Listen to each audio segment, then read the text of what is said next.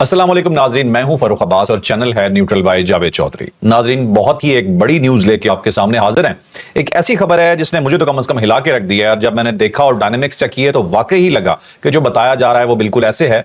ऐसे लग रहा है कि जैसे फील्ड मार्शल को टारगेट करने के लिए कुछ स्कीम बनाई जा रही है। ये क्या है, ये आपको डिटेल से बताएंगे, और इसके बाद आपको ये बताएंगे जी कि जो पीटीआई ने स्ट्रीट मूवमेंट की कॉल दी है उसमें किस हद तक कामयाबी पीटीआई को हासिल होगी, क्योंकि जो कहा जा रहा है क्या एक्चुअल ऑन ग्राउंड ये पोजीशन उनके पास अवेलेबल भी है या नहीं है, या इमरान खान साहब को सिर्फ बेवकूफ बनाया जा रहा है हाँ में हाँ मिला के बस ये चुप रहे किसी तरह से। फिर आपको सोहेल आफरीदी साहब के हवाले से भी एक बड़ी खबर बताएंगे। फिर आपको ये भी बताएंगे जो मेरा ख्याल में ये भी बहुत ही इंपॉर्टेंट न्यूज है कि जो तीरा वैली का ऑपरेशन हो रहा है उसके पीछे हकीकत क्या है, ये तीरा वैली क्या है, किन के खिलाफ ऑपरेशन हो रहा है, और ये बहुत खास खबर और सुनने वाली खबर है। आपको पता चलेगा जो ऑपरेशन जो आप एक नाम सुन के कॉन्सेप्ट बनाते हैं वो सिर्फ वैसा नहीं होता, उसके अंदर और भी बहुत कुछ होता है। ये बड़ा खतरनाक ऑपरेशन है, ये भी जानिएगा कि इसमें क्या हो रहा है। फिर आपको ये बताएंगे कि अफगानिस्तान के अंदर इस वक्त क्या चल रहा है। अफगानिस्तान के अंदर जो आपसी लड़ाई है वो ऐसा लग रहा है कि शिद्दत अख्तियार कर गई है। बयान तो कुछ इस किस्म के आ रहे हैं कि लग रहा है कि मामला गड़बड़ होने जा रहा है, और पाकिस्तान के साथ ये रिश्ते किस तरह के हैं। और हम तो ये समझते हैं ना कि ये हमारे यहाँ नेपोटिज्म चलता है, ये हमारे मुआशरों में चलता है। आज आपको ये भी बताएंगे किसने अपना रिश्तेदार कहां कहां लगवाया हुआ है अफगानिस्तान के अंदर। दैट्स व्हाई ये मामले सेटल डाउन नहीं हो रहे पाकिस्तान के लिए, क्योंकि हेटेड लोग इकट्ठे हो गए हैं वहां पे या एक तरह से लगा दिए गए हैं। तो ये बहुत इंपॉर्टेंट स्टोरीज हैं, ये जानिएगा। और आज हमने मदू किया है इसके लिए स्पेशली हम्माद हसन साहब को, जो कि एनालिस्ट हैं केपीके और अफगानिस्तान के हवाले से, और इनसे बेहतर इन इलाकों के डायनामिक्स और कोई नहीं जानता। मैं पहले भी कहता होता हूं कि मुझे जब भी कोई प्रॉब्लम हो इस तरह की खबरों के बारे में, तो मैं सबसे पहले जो कांटेक्ट करता हूं वो मैं हम्माद भाई से कांटेक्ट करता हूं। तो हम्माद भाई, सबसे पहले तो आपको बहुत बहुत वेलकम कहते हैं, शुक्रिया सर हमें टाइम देने का। और साथ आपको ये कहूंगी लाइक शेयर सब्सक्राइब करना आप चैनल को बिल्कुल नहीं भूलेंगे। और अगर आप जावेद चौधरी साहब के कॉलम पढ़ना चाहते हैं तो JavedCH.com पे आप वो कॉलम्स पढ़ सकते हैं। तो आप चलते हैं अपने इंटरव्यू की तरफ। तो हम्माद भाई, सबसे पहला सवाल जो मैं आपसे करना चाहता हूं वो ये है कि एक फुटेज आई जिसके अंदर हमने ये देखा कि एक साबिक कानून साज जो हैं अफगानिस्तान के, वो बैठ के मशवरा दे रहे हैं टीटीपी को, और ये कह रहे हैं कि आप हमला करें खुदकुश बमबारों के जरिए और टारगेट करें किसे, फील्ड मार्शल साहब को। ये मुमकिन है या नहीं मुमकिन, इसके ऊपर भी थोड़ा सा बात कर दीजिएगा। बज़ाहिर हमें तो ये लगता है कि इस तरह की चीजें मुमकिन नहीं होती, खाम ख्याली होती है इनकी, लेकिन इरादे कम से कम जाहिर हो जाते हैं कि ये है। दूसरी साइड पे पीटीआई की जो प्रोटेस्ट हुआ है अभी लास्ट लंदन के अंदर, उसकी फुटेज भी हम साथ चला देंगे। उसमें भी क्या हो रहा है कि लोग यही नारे लगा रहे हैं कि इन्हें टारगेट किया जाए। ऐसे लग रहा है कि जैसे टीटीपी, अफगानिस्तान और पीटीआई एक ही पेज के ऊपर आकर अपना दुश्मन फील्ड मार्शल को समझ रहे हैं। क्या कहते हैं इस बारे में? बहुत शुक्रिया फरूख। देखिए, ये जो इंटरव्यू आया है फ़ारसी ज़ुबान में तो इसको कुछ ज़्यादा संजीदा में नहीं लूँगा। उसके कई वजूहात हैं। एक तो ये है कि ये शमाल का आदमी है जिसने ये बात की है। तो शमाल और तालिबान के दरमियान बहुत पहले से बहुत वाज़ेह और एक एक्सट्रीम का कॉन्फ्लिक्ट मौजूद है। यानी शमाल में कौन है? शमाल में दोस्तम मलेशिया था। तो दोस्तम और तालिबान के ताल्लुकात क्या रहे माजी में? शमाल में अब्दुल्ला हैं, शमाल में उस्ताद अता हैं। तो शमाल के जितने भी लीडर्स हैं वो शदीद तालिबान मुखालिफ हैं, और तालिबान और उनके दरमियान शदीद इख्तलाफात है। रही ये धमकी, तो इस धमकी को इस तनाजुर में हम देख सकते हैं कि शमाल जो है वो पाकिस्तान का शदीद मुखालिफ, उसमें ये ऐसे अनासर मौजूद है। जबकि इस वक्त जो तालिबान रिजीम है जिसमें अहम तालिबान कमांडर्स हैं, उनका रवैया भी वही है। हालांकि माजी में जो पुख्तून बेल्ट था अफगानिस्तान के अंदर, वो पाकिस्तान के साथ बहुत कुर्बत थी उसकी, बल्कि अब भी अवामी सतह पर एक कुर्बत मौजूद है। लेकिन जो पावर कॉरिडोर के लोग हैं तो उनके अंदर तो एक एग्रेशन और एक नफरत मौजूद है। अब उसने जो बात की है, जो पर्शियन स्पीकिंग है, तो उनकी बात को तो तालिबान संजीदा नहीं लेंगे। जाहिर है कि वो तो पर्शियन स्पीकिंग है, लेकिन जो तालिबान का मजमूई रवैया है उसी तनाजुर में हम मामलात को देख सकते हैं, और उससे एक खतरे की, एक नफरत की स्मेल तो आ रही है। यानी हिंदुस्तान के साथ कुर्बत, फिर वहाँ अफगानिस्तान के अंदर मुख्तलिफ मौके पे तालिबान कमांडरों की तकरीरें, उनके वज़रा का रवैया, तो इस हवाले से हम इसको देख सकते हैं। दूसरी बात पीटीआई के हवाले से, तो देखिए, मैं एक जिम्मेदार जमात पर इल्ज़ाम नहीं धर सकता, इतना बड़ा इल्ज़ाम कि वो एक अहम तरीन आदमी को निशाना। लेकिन एक चीज़ तो है اور وہ یہ ہے کہ پی ٹی آئی اپنے ان لوگوں پر قابو نہیں پا سکی جنہوں نے عمران خان کے لیے، عمران خان کے خاندان کے لیے، عمران خان کی جماعت کے لیے بے شمار مسائل پیدا کیے. وہ یا تو یوٹیوبرز ہیں جو باہر بیٹھے بہت کما رہے ہیں، یا وہ اوورسیز ہیں جو خود تو لندن میں اور نیو یارک میں اور کہاں کہاں وظیفوں پر پل رہے ہیں، لیکن آ کر پاکستان کے خلاف، ریاست کے خلاف باتیں کر رہے ہیں. انڈیا حملہ کرتے ہیں تو انڈیا کی حمایت کرنے لگتے ہیں، طالبان حملہ کرتے ہیں تو طالبان کی حمایت کرنے لگتے ہیں. تو میں ان کو سیاسی کارکن کیوں سمجھوں؟ لیکن اگر انہوں نے پی ٹی آئی کا لبادہ اوڑھ لیا ہے تو یہ میری یا آپ کی ذمہ داری نہیں ہے، یہ پی ٹی آئی قیادت کی ذمہ داری ہے کہ ان لوگوں کو ڈسون کریں. ورنہ ڈسون نہیں کریں گے تو پھر جو بات شمال کا ایک افغانی کر رہا ہے اور وہ بات وہ اپنے مظاہرے میں کر رہے ہیں، پھر ہم یہ پی ٹی آئی کے پلڑے میں خود ڈالیں گے اگر وہ ڈسون نہ کریں.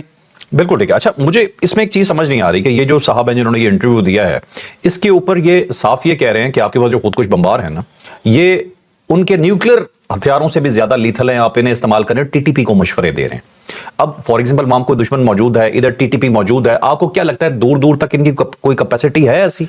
دیکھیں ان کی کیپیسٹی کتنی ہے، یعنی ان کی کیپیسٹی یہاں تک محدود ہے کہ جو بارڈر سے ملحقہ اضلاع ہے، جو ماضی میں فاٹا ڈسٹرکٹ ہوتے تھے اب مرج ڈسٹرکٹ اس کو بولتے ہیں، اس میں باجوڑ ہے، مومند ہے، خیبر ہے، اورکزائی، کورم اور شمالی اور جنوبی وزیرستان، وہ یہاں سے آگے تو بڑھ نہیں سکے. وہ زیادہ سے زیادہ آگے بڑھے تو تھوڑا سا پشاور، بنو، لکی مروت، ڈیرہ اسماعیل خان ٹانگ جو ان اضلاع سے بالکل ملحق آئے، لیکن اس سے آگے تو وہ 1 انچ نہیں بڑھ سکے. یعنی آپ آئے مردان میں، سوابی میں، چار سدہ میں، ان اضلاع میں یا ہزارہ ڈسٹرکٹس میں، تو وہاں پر تو امن ہے.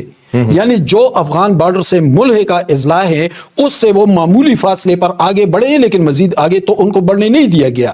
تو کیا کیپیسٹی ہے؟ اور کیپیسٹی اس حالت میں ہے کہ پاکستان بہت نرمی دکھا رہا ہے. پاکستان ان پہ ایئر سٹرائک نہیں کر رہا ہے، چند گھنٹے تک ایئر سٹرائکس کر لے تو پھر ان کا کچھ بھی نہیں بچے گا. تو ایک یہ تاثر غلط ہے کہ بھئی وہ ایک نیوکلیئر ہے، وہ یہ وہ ہے، وہ تو ایک مخصوص حد سے آگے بڑھ بھی نہیں سکے. تو کوئی اتنا بڑا خطرہ نہیں ہے. ٹھیک ہے وہ نقصان کر رہے ہیں، ڈیمیج کر رہے ہیں، لیکن ایک مخصوص دائرے میں، ایک مخصوص حلقے میں. اچھا احمد بھائی، یہ جو ان کے لندن کا مظاہرہ تھا نا، اس مظاہرے کے اندر یہ سیم وہی باتیں کر رہے ہیں جو ٹی ٹی پی یا جو میں نے انٹرویو کا آپ کو ذکر کیا وہ بات کر رہے ہیں. انہوں نے بھی وہاں یہی کہا جی کہ اس طرح سے گاڑی کے اندر کوئی کر دو، فلانی چیز کر دو، ان کے ساتھ یہی ہونا چاہیے. باتیں سیم ہیں. یہ نفرت ایک جیسی ہے یا کوئی ایک گٹس جوڑ بھی ہے؟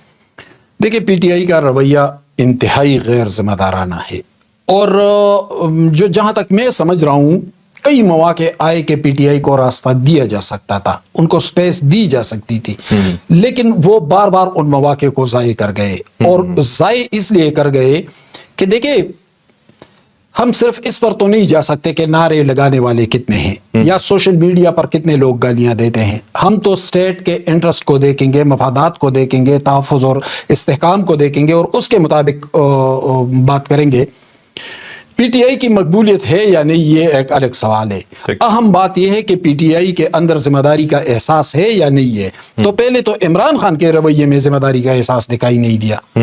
اگر وہاں پر ذمہ داری کا احساس کرنے والے لوگ سامنے آئے بھی، جیسے بیرسٹر گور کی مثال لے لیں، تو ان کے ساتھ کیا ہوا، علیمہ خان ایک جارحانہ بیانیہ، یعنی محمود خان اچکزئی ایک سینئر سیاستدان ہے، عمران خان نے ان کو اپوزیشن لیڈر نامزد کیا. اپنی ان مشکل حالات میں اچکزئی صاحب نے ان کا ساتھ دیا، سنبھالا دینے کی کوشش کی. تو جب اچکزئی صاحب اور بیرسٹر گور نے مفاہمت اور مذاکرات کی بات کی اور آگے بڑھنے کی کوششیں شروع کی تو فوری طور پر علیمہ خان نے اس کی مخالفت کر دی اور کہا کہ کوئی مذاکرات نہیں ہوں گے. اور یہ وہی علیمہ خان ہے جس نے منتخب وزیر اعلیٰ علی امین گڈھاپور کو چند منٹ کے اندر فارغ کر کے گھر بھیج دیا تھا.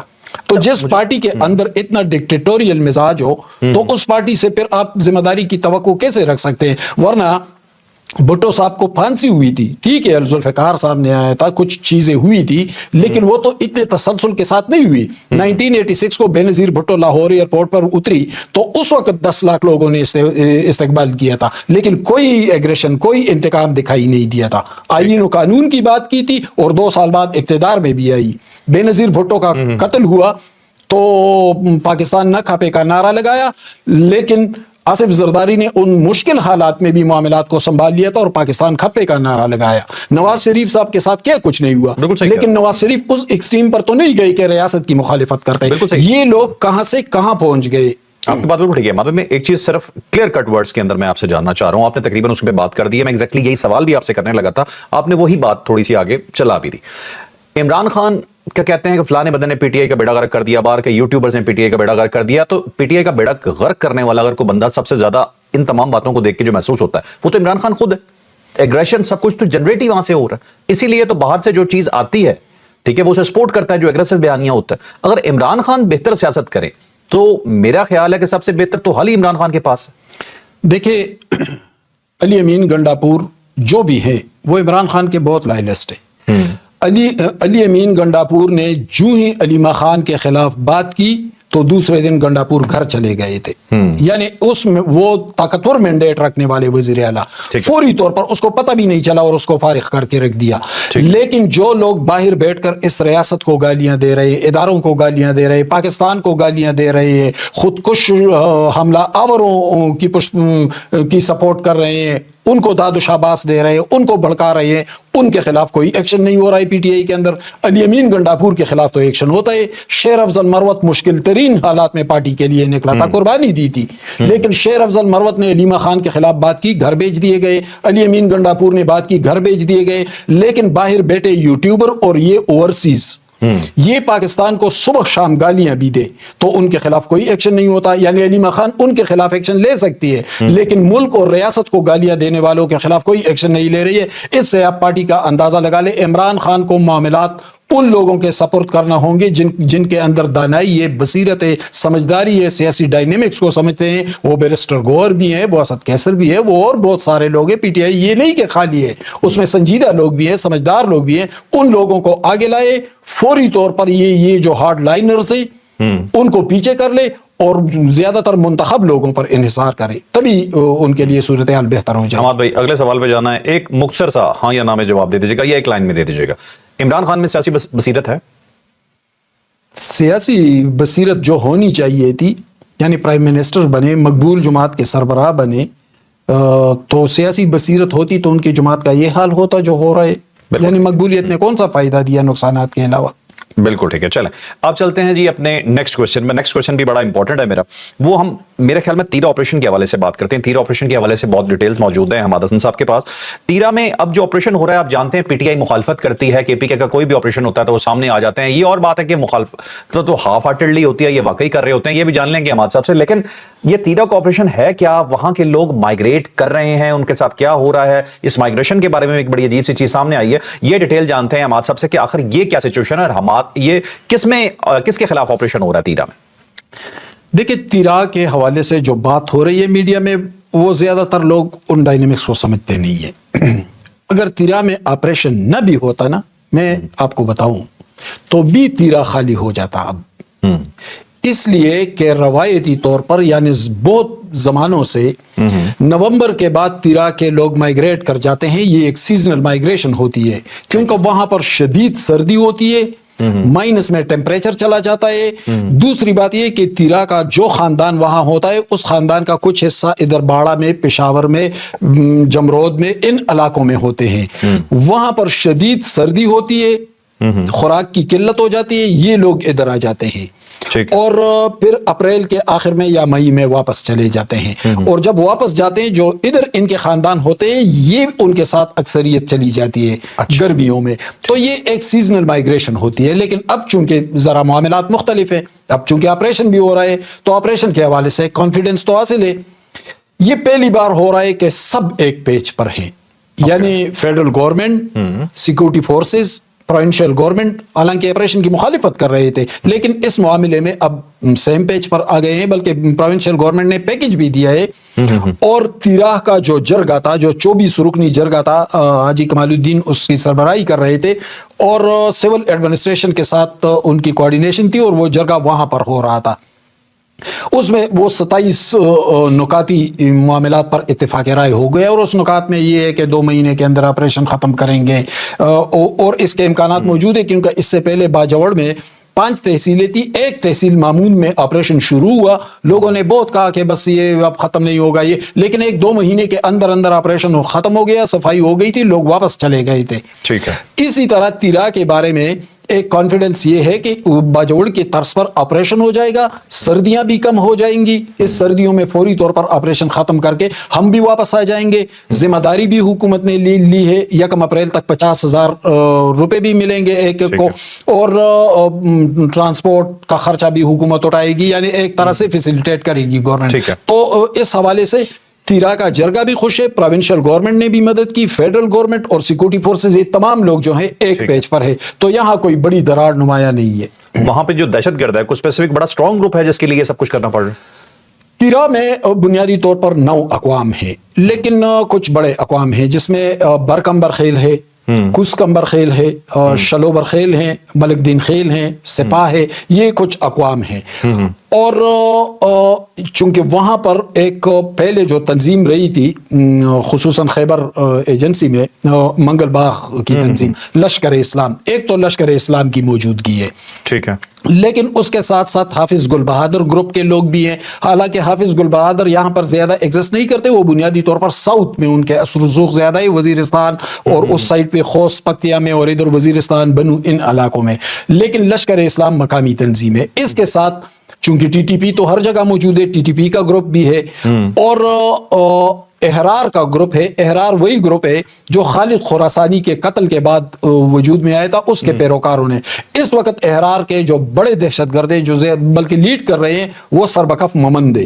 سربکف ممند کے بارے میں اطلاع ہے کہ اسے افغانستان میں گرفتار کر لیا ہے. اگر گرفتار کر لیا ہے تو مطلب ہے طالبان گورنمنٹ نے اس کو گرفتار کر لیا ہے. اگر طالبان گورنمنٹ نے گرفتار کر لیا ہے تو اس کا مطلب یہ ہے کہ گروپس کے اندر بھی ایک کانفلکٹ موجود ہے. لیکن یہ گروپ جو ہے, یہ احرار گروپ, یہ ممن باجوڑ سائٹ پہ اور اس سائٹ پہ ننگرہار میں ایگزسٹ کرتا ہے, اور ٹی ٹی پی. تو یہ مختلف گروپس ہیں, اور میرے انفارمیشن کے مطابق 6 سے لے کر 800 تک دہشت گرد ہیں, لیکن جو ہی لوگ نکل آئیں گے تو پھر وہ زیادہ سروائیو نہیں کر پائیں گے. اچھا ٹھیک ہے. اچھا حماد بھائی مجھے یہ بتائیے کہ سہیل آفریدی صاحب کے حوالے سے خبر آئی تھی پچھلے دنوں, آپ سے آف دی ریکارڈ ڈسکس ہو رہا تھا, تو آپ نے یہ چیز بتائی کہ اس کے اندر آپ کے پاس کچھ اور بھی ہے بتانے کے لیے. سہیل آفریدی صاحب گئے تھے پشاور جیل میں, اور وہاں سے ایک خبر جنریٹ ہوئی کہ وہ کس کس سے ملے, اور یہ کہا گیا کہ کچھ سمگلرز کی بھی وہاں پہ پریزنس کے بارے میں چیز بتائی گئی کہ جن کے ساتھ وہ ملاقات کر رہے تھے. 9 مئی کے لوگ وہاں پہ موجود ہیں, ان سے اسپیشلی جا کر وہ وہاں پہ ملے.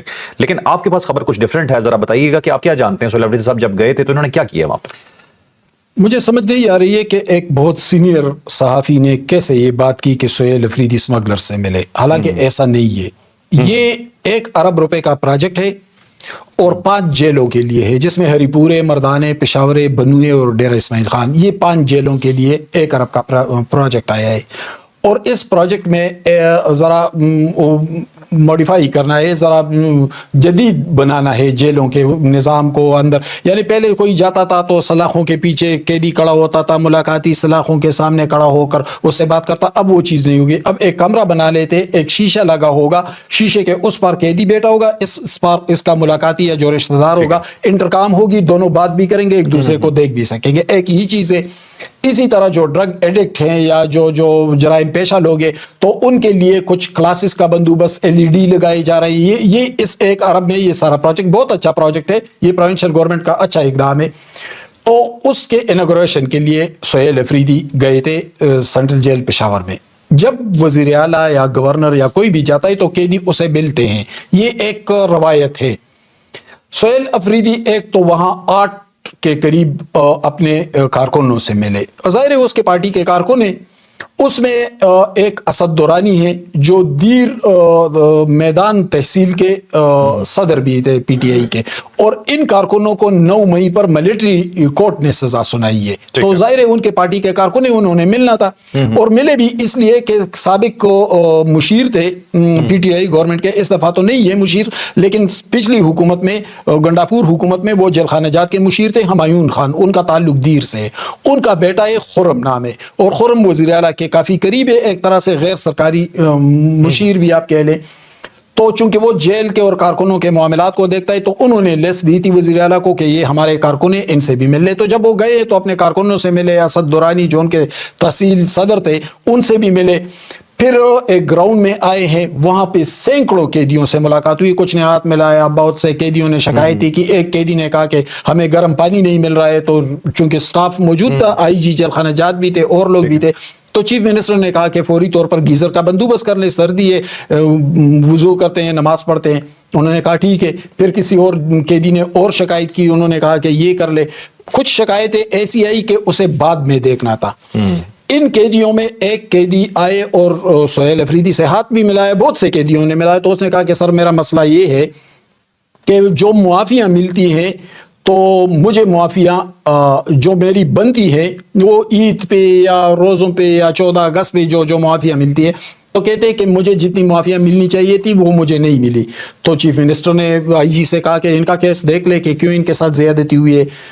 اس قیدی کا نام تھا عبد الخالق افریدی. یہ افریدی ہے، یہ منشیات کیس میں پکڑا گیا تھا. ٹھیک ہے. اور ستمبر 2022 کے بعد ایک قانون آیا ہے FATF کا، وہ جو آیا تھا، تو اس کے بعد یہ قانون آیا کہ منشیات کیس میں اگر کوئی قیدی پکڑا جائے تو اس کو کوئی معافی نہیں ہوگی. وہ 10 سال قید ہوگی تو پورے 10 سال گزارے گا. اچھا، جب اس نے شکایت لگائی تو وزیر اعلیٰ کو تو پتہ نہیں تھا. انہوں نے کہا ان کا کیس بھی دیکھ لے. جب سارے کیسز دیکھے گئے اور اس کا کیس بھی دیکھا گیا تو ان کو جو معافیاں مل گئی تھی 1-2 معافیاں، وہ اس قانون کے بعد اس کا حق نہیں بن رہی تھی، لیکن غلط فہمی ہو گئی تھی تو اس کو معافیاں اس کو کینسل کر دیا گیا، منسوخ کر دیا گیا ان معافیوں کو.